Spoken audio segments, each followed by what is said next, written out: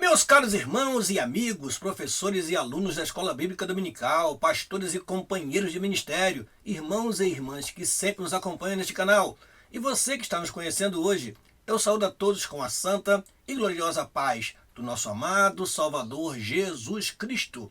Eis-nos aqui para darmos continuidade ao estudo do terceiro trimestre de 2024, trimestre que foi iniciado na semana passada, com a primeira lição intitulada Duas Importantes Mulheres na História de um Povo. Hoje estudaremos a segunda lição, que tem como título O Livro de Ruth. Lembra você, meu caro professor e aluno da Escola Bíblica Dominical, que estamos estudando sobre o Deus que governa o mundo e cuida da família. Os ensinamentos divinos nos livros de Ruth e Esther para a nossa geração.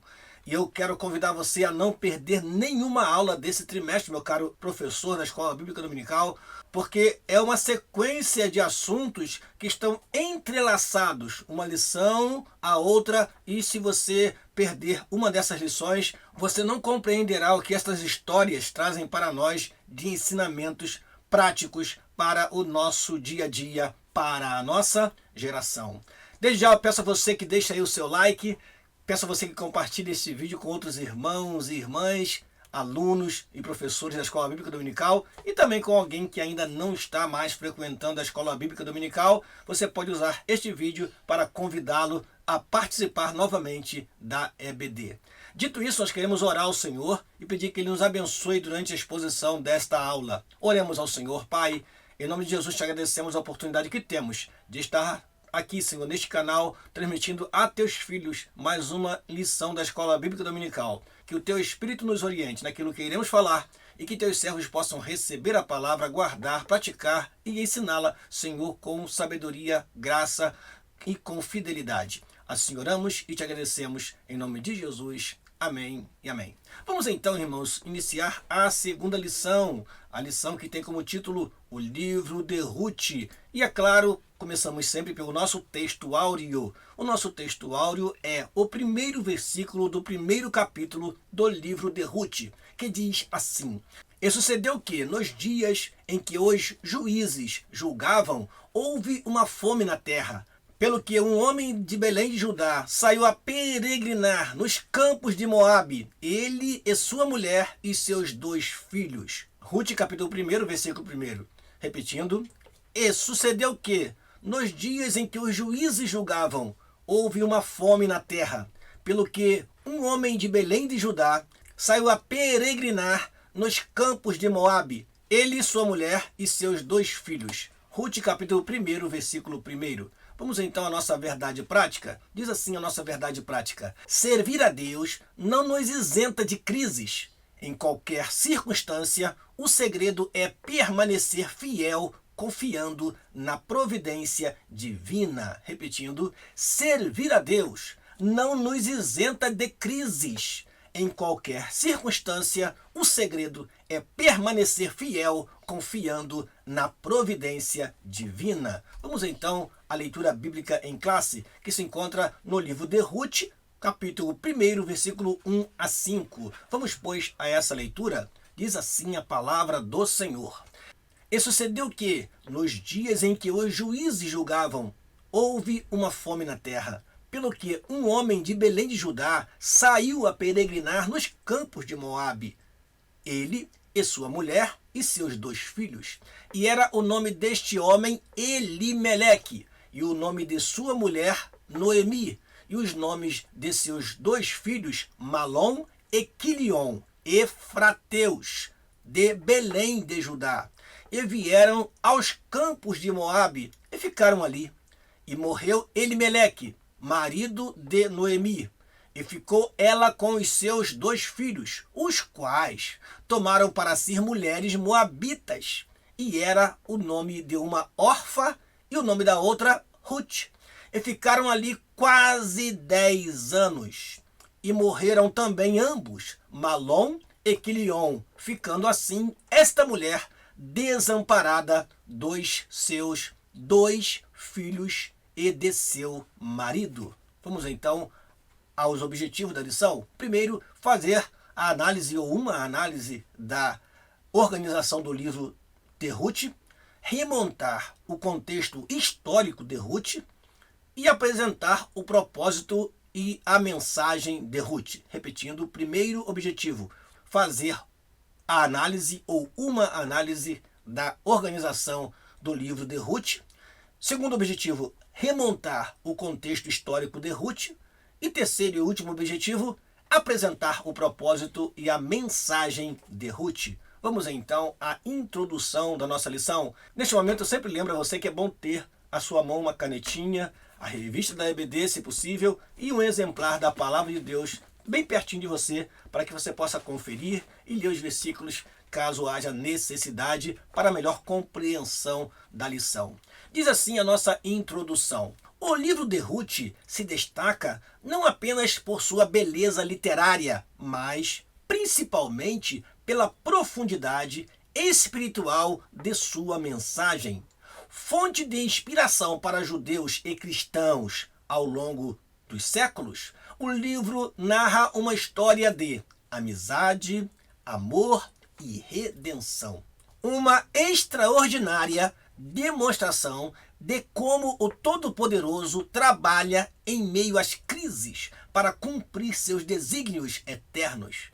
Ele transforma tristeza em alegria, perdas em ganhos, derrotas em vitórias.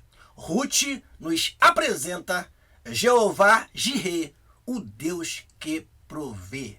Vemos aqui, irmãos, uma história bonita, curta, mas bem objetiva, que traz para nós um ensinamento importantíssimo sobre o amor, sobre a amizade, principalmente ao observarmos o contexto histórico, como em meio a uma sociedade tão hostil e perversa, ainda que tudo ao redor concorra para o pecado, para a negligência, para a desplicência, para o abandono da fé, Deus mostra que em meio àquela crise de apostasia, de abandono da fé, no tempo dos juízes, há uma família, duas mulheres que mostram que são completamente diferentes do meio no qual vivem e assim deixaram para nós um exemplo maravilhoso de superação, de resistência. E, como diz a nossa lição, é um claro exemplo de amor e redenção que serve de exemplo para nós em nossa geração.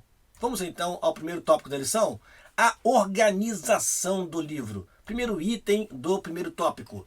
Na Bíblia hebraica. O livro de Ruth pertence à terceira divisão ou seção da Tanakh. Eu coloquei entre parênteses porque pode ser que você, meu querido professor e aluno, não saiba o que é esta palavra. Tanakh é uma forma simplificada de se referir à Bíblia hebraica. Esse termo, Tanakh, é formado pelo T de Torá, o N de Neviim e o Q de Ketuvim. Isto é, nós temos então a Tanakh como a Bíblia hebraica. Você vai encontrar esse termo aí pela internet, se você pesquisar.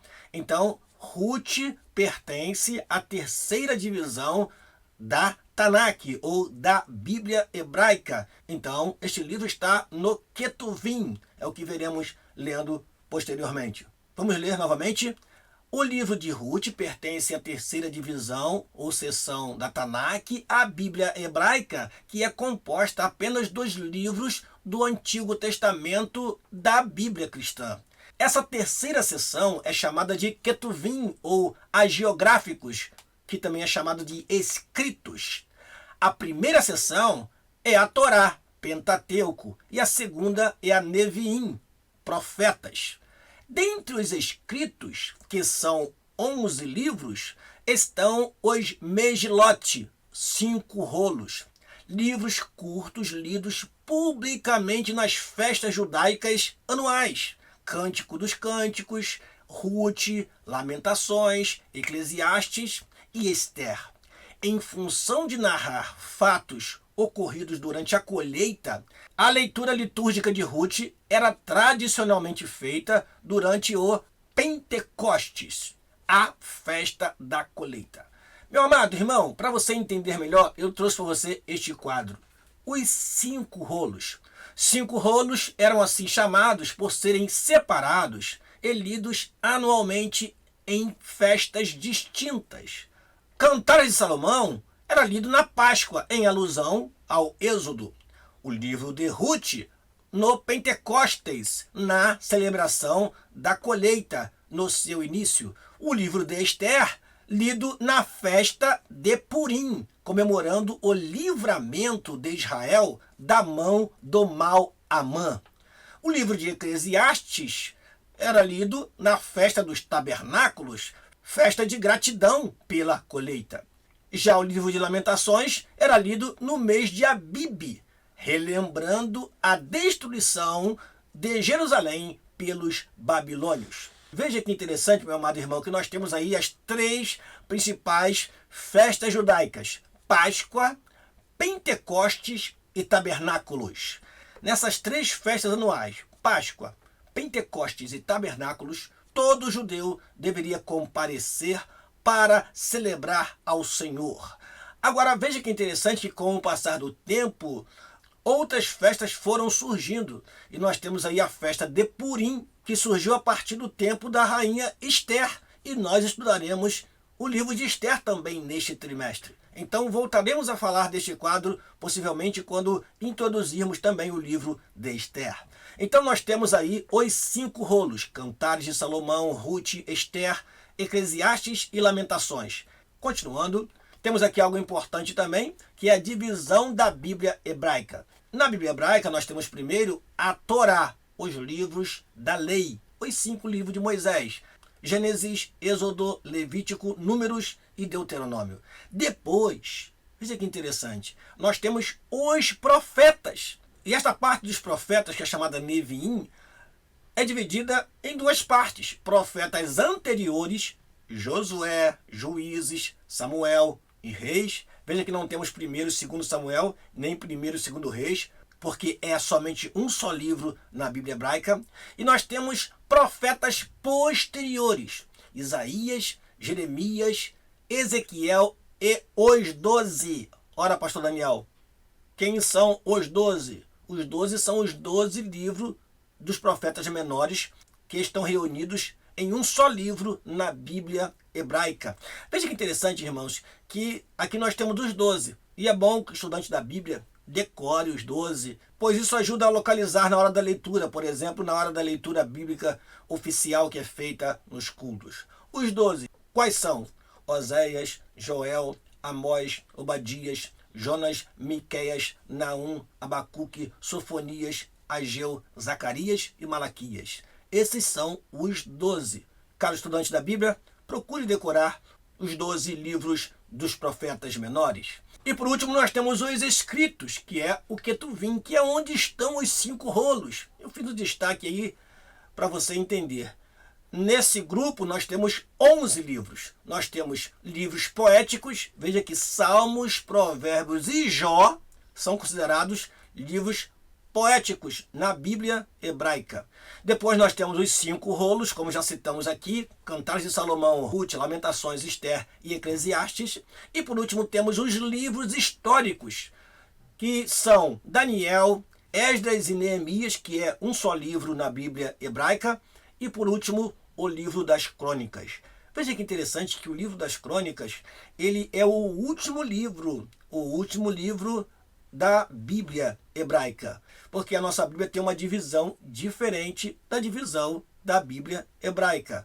Então, eu trago para você, para que você possa entender o que o comentarista está falando sobre os 5 rolos e sobre o livro de Ruth, que está inserido neste grupo dos 5 rolos, que está inserido no grupo dos Ketuvins, ou escritos, ou agiográficos. Amém? Prosseguindo então, vamos para o segundo item do primeiro tópico: na Bíblia cristã.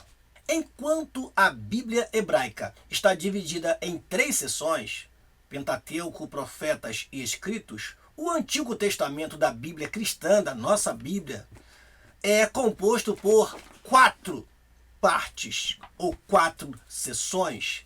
E aí a revista, irmãos, trouxe para nós assim: Pentateuco, poéticos, históricos e proféticos.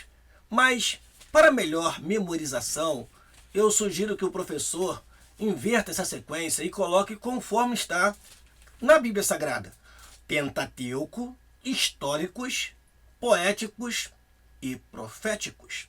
Você pode abrir a sua Bíblia e ir até o índice, e algumas Bíblias já vêm com essa divisão. A Bíblia que eu tenho em minhas mãos, a Bíblia de Estudo de Almeida, já vem com essa divisão. Temos aqui o Pentateuco: Gênesis, Êxodo, Levítico, Números e Deuteronômio. Depois, a Bíblia já aponta para mim livros históricos: Josué, Juízes, Ruth, 1 Samuel, 2 Samuel, 1 Reis, 2 Reis, 1 Crônicas, 2 Crônicas, Esdras, Neemias e Esther.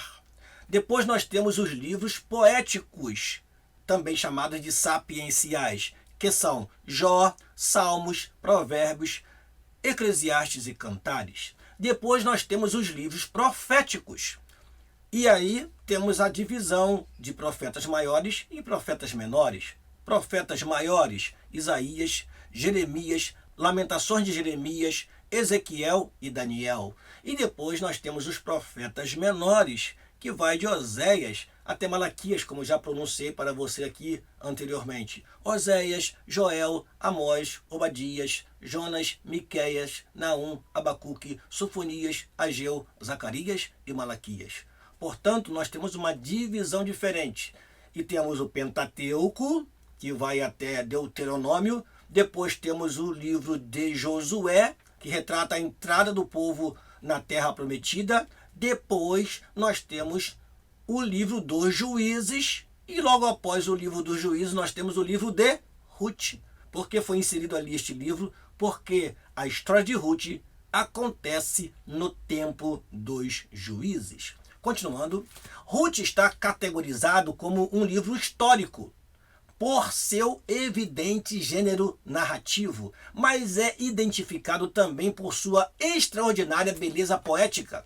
Empregando estilo e linguagem próprios do hebraico clássico, o autor expõe aspectos subjetivos da vida dos personagens. A obra está organizada em 4 capítulos, somando 85 versículos. Ou seja, meu amado irmão, é muito fácil ler o livro de Ruth e é bom que você leia ele todo de uma vez só, para que você possa entender esta história linda, maravilhosa e o seu precioso valor, que é trazer para nós a ancestralidade de Davi, mostrando que Ruth faz parte da ascendência de Davi e, consequentemente, também do Senhor Jesus Cristo. Continuando, terceiro item do primeiro tópico: autoria e data. Há uma diversidade de opiniões entre os eruditos acerca da autoria e da data do livro de Ruth. Samuel é o autor mais provável. O Talmud, obra milenar de regulamentos e tradições judaicas, atribui a ele a autoria. A forma como o autor se refere a Jessé e Davi parece indicar contemporaneidade e familiaridade com os personagens, o que também aponta para Samuel. Além disso, as características gerais da obra indicam uma atmosfera própria do início do período da monarquia de Israel. Sendo assim, o livro teria sido escrito no século X a.C. ou no 10º século a.C. Prosseguindo, vamos então à sinopse dessa primeira parte. Ruth está categorizado como um livro histórico por causa do seu evidente gênero narrativo. Vamos então ao segundo tópico da lição: o contexto histórico. Primeiro item do segundo tópico: no tempo dos juízes. Não há uma data precisa para os fatos narrados em Ruth. O que sabemos é que ocorreram 3 gerações antes de Davi nos dias dos juízes. Nós vemos isso comparando Ruth capítulo 1, versículo 1, com Ruth capítulo 4, versículo 21 e 22. Esse período, ou período dos juízes, durou mais de 3 séculos. Então, foi um período extenso, longo. Começou depois da morte de Josué, por volta de 1375 a.C., e se estendeu até o início da monarquia de Israel, com a ascensão de Saul ao trono, por volta de 1050 a.C. Como dissemos na lição anterior, essas são datas prováveis. Quanto mais antigas, mais imprecisas as datas são. Foi marcado esse período por uma grande anarquia e uma profunda apostasia e infidelidade do povo hebreu. Uma frase que identifica bem aquela época sombria é: cada qual fazia o que parecia direito aos seus olhos. Sem uma sábia direção, o povo perece. Meus amados irmãos, após a liderança de Josué, não houve uma liderança que unificasse a nação. Então, a nação estava na terra conquistada, agora também ocupada, mas começaram a fazer negociatas com os povos que ali residiam, ao invés de expulsá-los. E você deve se lembrar do que a história bíblica fala sobre isso. E o povo de Deus, então, se misturou com aquelas nações e passou a adorar também os deuses dos cananeus. Nós veremos isso em outras telas. Segundo item do segundo tópico: secularismo, hedonismo e idolatria. Depois da morte de Josué e dos demais líderes de seu tempo, levantou-se uma geração que não tinha uma profunda comunhão com Deus e não conhecia o que ele havia feito ao povo hebreu. Israel cedeu ao estilo de vida pecaminoso dos cananeus e foi atraído à adoração dos seus deuses. Secularismo e hedonismo, e eu coloco para você o que é hedonismo, que pode ser uma palavra estranha para alguns. O hedonismo é o prazer como bem supremo da vida. Isso nós temos visto muito em nossos dias.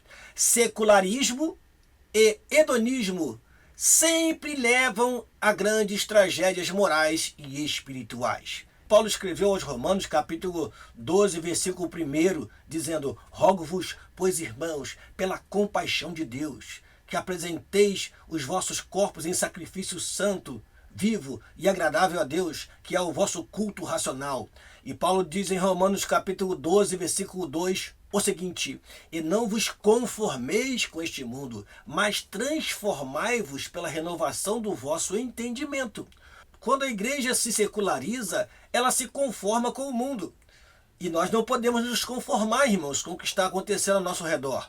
Temos que remar contra a maré, rio acima, se for necessário, para não nos conformarmos com o que o mundo faz, com o que o mundo pensa, com o que o mundo veste, porque ficaremos então secularizados se assim nós procedermos. E ainda mais, temos o hedonismo, as pessoas que querem justificar tudo pelo prazer.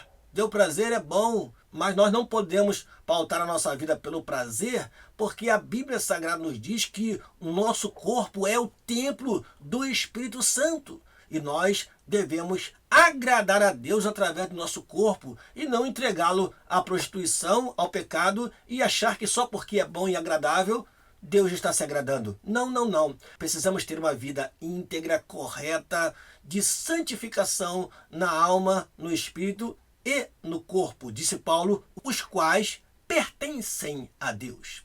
Continuando, o pervertido culto a Baal, o deus da chuva, e a Astarote, a deusa do sexo e da guerra, passou a ser praticado pela nação hebraica, em um degradante nível de imoralidade e idolatria. A falta de uma liderança espiritual, madura e temente a Deus causa prejuízos incalculáveis ao povo.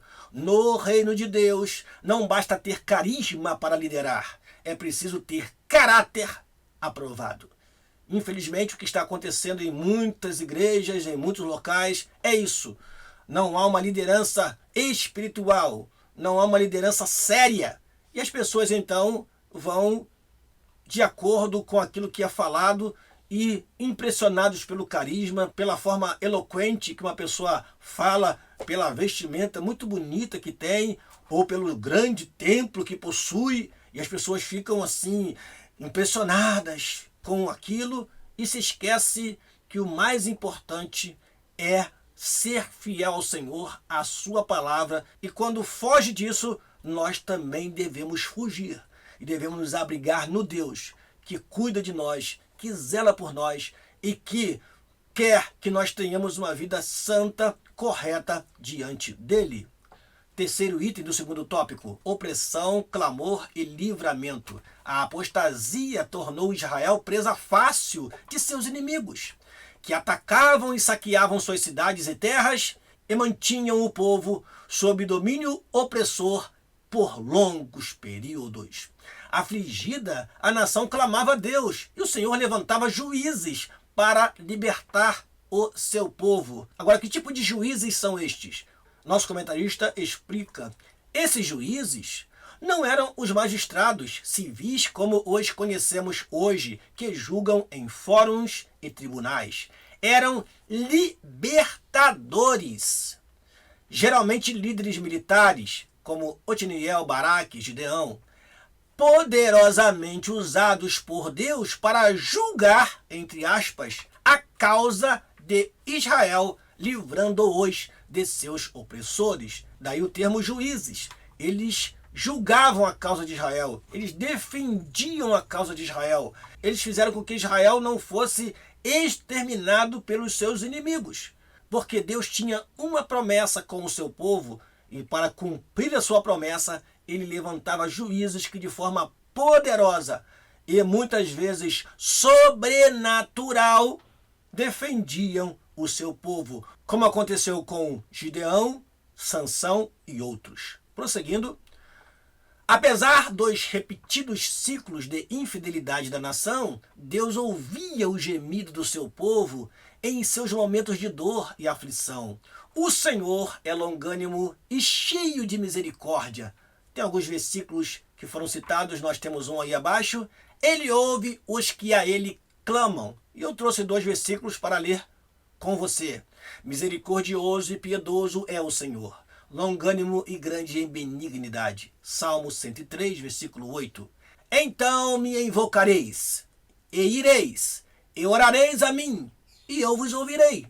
E buscar-me-eis, e me achareis, quando me buscardes com todo o vosso coração. Jeremias capítulo 29, versículo 12 e 13. Amém. Prosseguindo, vamos à sinopse dessa segunda parte.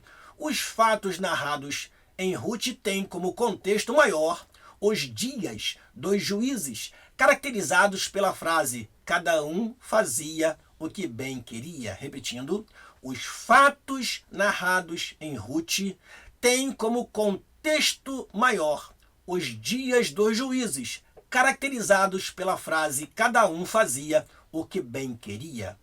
Vamos então ao último tópico da lição: propósito e mensagem. Qual o propósito e que mensagem temos no livro de Ruth? Primeiro item do terceiro tópico: o cetro de Judá.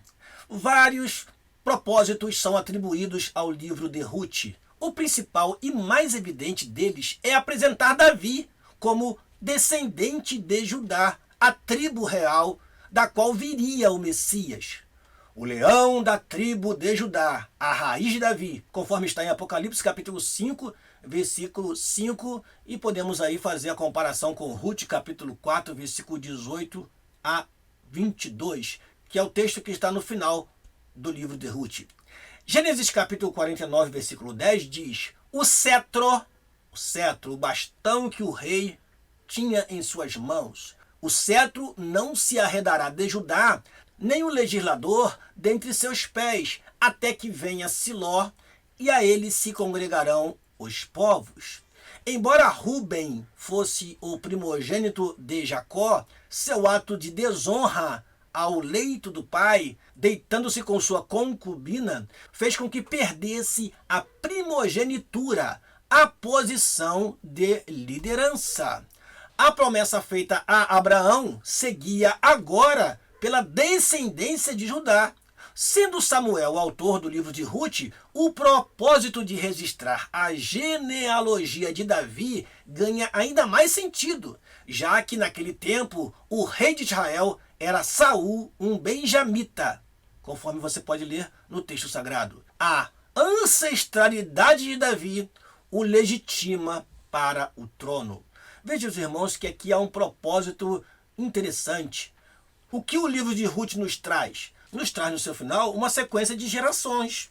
E você pode comprovar isso em Ruth capítulo 4, a partir do versículo 17. E as vizinhas lhe deram um nome, dizendo: a Noemi nasceu um filho, e chamaram seu nome Obed. Este é o pai de Jessé, pai de Davi. Estas são, pois, as gerações de Pérez. Pérez gerou a Esrom, e Esrom gerou a Arão, e Arão gerou a Aminadab, e Aminadab gerou a Naasson, e Naasson gerou a Salmão, e Salmão gerou a Boaz, e Boaz gerou a Obed, e Obed gerou a Jessé, e Jessé gerou a Davi. E essa genealogia que nós acabamos de ler começa com Pérez. E se você ler lá em Gênesis capítulo 46, versículo de número 12, diz assim: e os filhos de Judá, Onã, Selá e Pérez e Zerá. Veja que aqui está citado o Pérez, que é o nome que inicia a genealogia que está lá em Ruth, no capítulo 4, versículo 17 em diante, o texto que lemos. Isso prova que Davi era descendente de Judá, e esse registro é importante para dizer que Davi foi realmente escolhido por Deus para ter em suas mãos o cetro, a liderança do povo de Deus. E é claro, posteriormente, o Senhor Jesus Cristo viria dessa mesma descendência para ser Rei dos Reis e Senhor dos Senhores. Amém? Prosseguindo. Amor e redenção. A mensagem principal de Ruth é o amor de Deus e seu plano de redenção da humanidade. Como representantes de judeus e gentios, respectivamente, Boaz e Ruth prenunciam a derrubada da parede da separação. A redenção é vista no livro nos sentidos literal e tipológico, ou seja, aqui nós vemos a redenção mesmo da família, a redenção, a remissão da família, porque Noemi estava completamente desamparada. E então aquela família ela é redimida, é acolhida, isto é, a redenção no sentido literal. No sentido tipológico, é a igreja que foi redimida. Ora, Ruth era uma estrangeira, assim como nós, gentios, éramos estrangeiros. Disse Paulo aos Efésios que nós éramos estrangeiros, não tínhamos nenhuma relação com o concerto que Deus fez com Israel, mas por sua misericórdia nós fomos resgatados, redimidos e fazemos parte do povo de Deus, assim como Ruth foi resgatada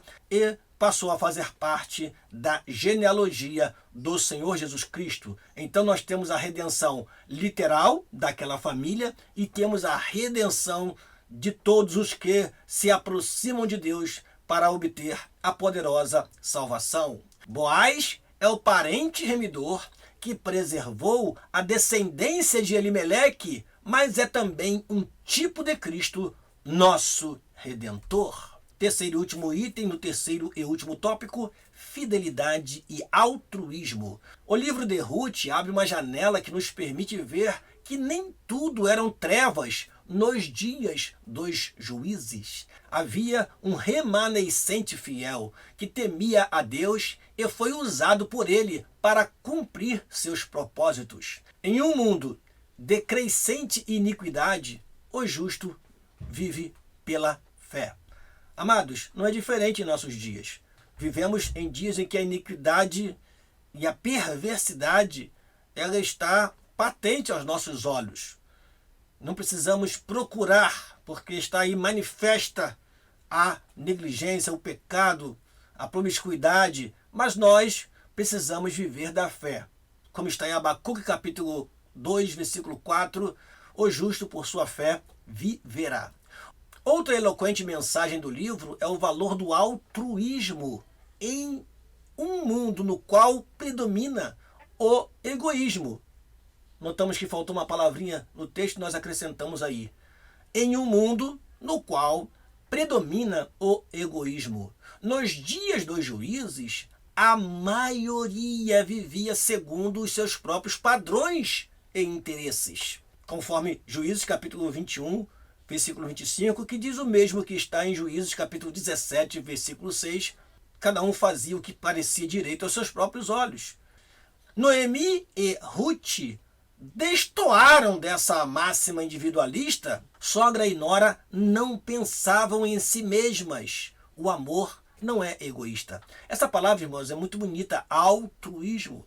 É a pessoa que não é egoísta, que não pensa somente em si, que não pensa que o mundo gira ao redor de si, mas que procura sempre ajudar o outro, honrar o outro, o benefício de todos. Às vezes esquece até de si mesmo. Noemi mostrou isso e Ruth também, porque quando Ruth sai de Moabe, ela está renunciando à sua vida, ela está renunciando os deuses dos moabitas e está se colocando à disposição do Deus de Israel. Assim também Noemi, quando chegou na sua terra, ela não foi soberba, egoísta, muito menos arrogante, não, ela passou para Ruth esta tão honrosa missão de dar perpetuidade à herança do seu marido Elimeleque. Portanto, essas mulheres, Noemi e Ruth, são verdadeiros exemplos de altruísmo. Portanto, sejamos também assim, meus amados irmãos. Não vamos buscar os interesses próprios, porque Paulo, escrevendo aos Coríntios, ele disse isso. O amor não busca seus próprios interesses. Se busca seus próprios interesses, não é amor. É egoísmo, egocentrismo. E no coração em que impera o ego, Deus não tem lugar para assumir o trono da vida. Faz-me lembrar uma ilustração que eu ouvi há muitos anos, nunca mais me esqueci. Nós temos dentro de nós um trono e uma cruz. Se o nosso ego estiver na cruz, Deus está no trono. Agora, se nós quisermos colocar o nosso ego no trono, Deus irá ficar na cruz. Então, onde você tem colocado o seu ego? Na cruz ou no trono? Coloque Deus no trono e coloque o ego na cruz. Crucifique o seu ego e Deus vai reinar no seu coração e na sua vida.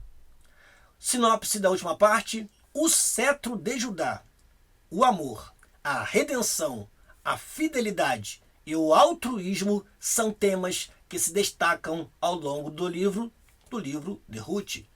Repetindo, o cetro de Judá, o amor, a redenção, a fidelidade e o altruísmo são temas que se destacam ao longo do livro de Ruth, é claro.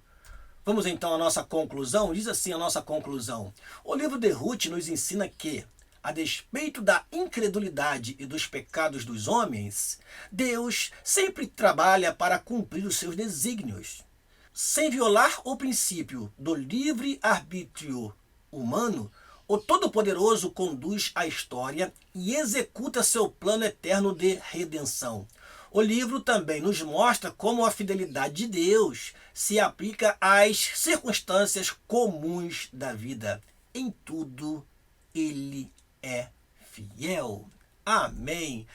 Não perca a terceira lição do terceiro trimestre de 2024, na qual estudaremos sobre Ruth e Noemi entrelaçadas pelo amor.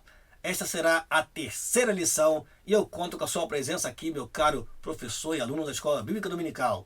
Eu termino aqui pedindo a você que deixe o seu like, compartilhe esta aula com outros irmãos e irmãs e assim que orem por nós para que nós prossigamos a nossa caminhada rumo ao céu e sempre trazendo para você um ensino que possa te ajudar, caro professor, a lecionar, a ensinar em classe. E você, aluno que está assistindo, ajude o seu professor no desenvolvimento da aula em classe. Deus os abençoe. Aqui se despede seu amigo pastor Daniel Rosa Dutra. Até a semana que vem, em nome de Jesus. Amém.